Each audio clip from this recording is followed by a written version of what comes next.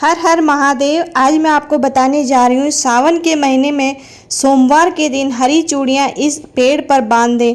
आपको मनचाहा मन्नत पूरी होगी, आपके पति की दीर्घ आयु होगी।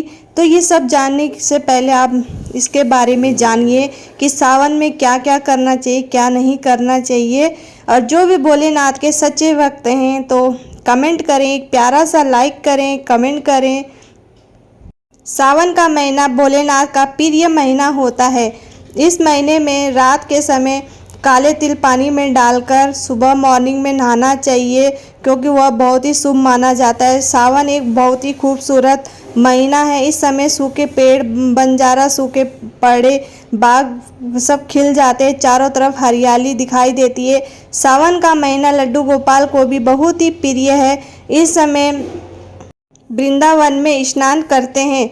श्री कृष्ण सखियों के साथ मिलकर वर्षा आदि में स्नान करते हैं और नृत्य करते हैं, ऐसा माना जाता है। सावन के पूरे महीने भर भगवान भोलेनाथ जी की पूजा पाठ करने का वह शीघ्र प्रसन्न होते हैं। सावन का पूरा महीना भगवान भोलेनाथ का प्रिय महीना है। इसकी अनेक पौराणिक कथाएं व धार्मिक मान्यताएं हैं।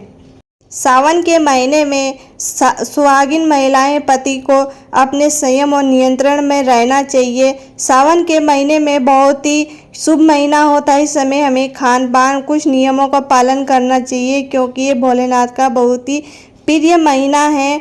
जो लोग सावन के महीने में झूठ बोलते हैं, लहसुन खाते हैं, वो सब नहीं खाना चाहिए। झूठ तो वैसे कभी भी नहीं बोलना चाहिए, पर सावन के महीने में कम से कम उसे छोड़ दे। झूठ बोलना, लहसुन प्याज खाना, मदिरा, मांस मछली ये सब नहीं खाना चाहिए। बिल्कुल सात्विक खाना खाना चाहिए, क्योंकि ऐसा तामसिक खाना खाने से भी हमारी भक्ति में आचरण आ जाती है। इसलिए खाने पर भी शुद्धता का ध्यान रखना चाहिए, नहीं तो भगवान भोलेनाथ बहुत ही क्रोधित हो जाते हैं।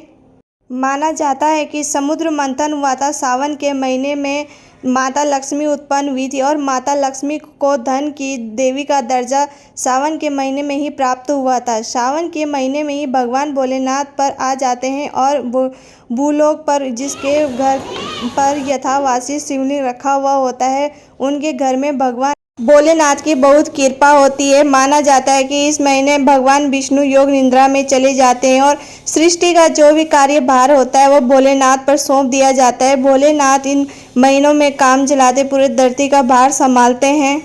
अब आ जाते हैं हरी चूड़ियाँ किस पेड़ पर बांधनी चाहिए, जिससे माता पार्वती की कृपा हमारे पति पर हमेशा बनी रहती है।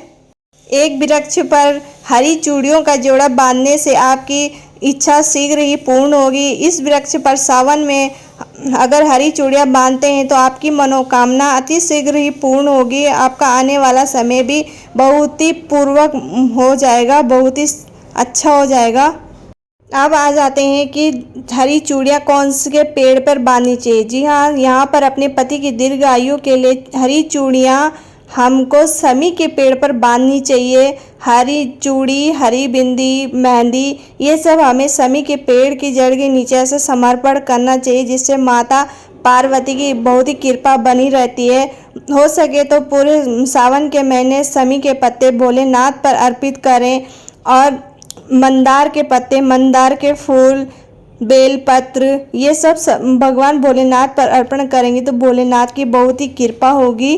बेल के पत्तों का महत्व इसलिए माना जाता है कि कहा जाता है कि बेल का वृक्ष माता पार्वती के स्वरूप को कहा है, तो यह वृक्ष माता पार्वती के पसीने से उत्पन्न हुआ है। स्कंद पुराण में बहुत ही स्पष्ट तरीके से बताया गया है और बोला गया है कि माँ पार्वती जड़ में ब्रह्मा और तन में विष्णु जी स्वयं रहते हैं। संध्या काल में ऐसा माना जाता है कि शिव मंदिर के समीप में जो बेल का वृक्ष है, इसके नीचे में अगर कोई भी व्यक्ति सावन में शाम के समय, वैसे तो इसे डेली जलाना चाहिए, लेकिन अगर सावन में पावन दिनों में शाम के समय अगर भगवान शंकर का कोई भी शिव भक्त है, उनके किनारे में जो कोई बेल का वृक्ष हो, वहाँ पर बिल्कुल आप एक ही दीपक जला दीजिए।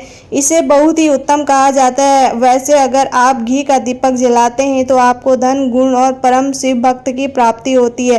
दोस्तों, इस वृक्ष को छूने से ही पाप तत्काल नष्ट हो जाते हैं। कैसा भी आपके जीवन में पाप को दूर हो जाता है। तो आपको करना क्या है, जो बेल का वृक्ष है इसे बहुत ही उत्तम कहा गया है। माता लक्ष्मी को भी बेल के वृक्ष का अवतार लेना पड़ा था।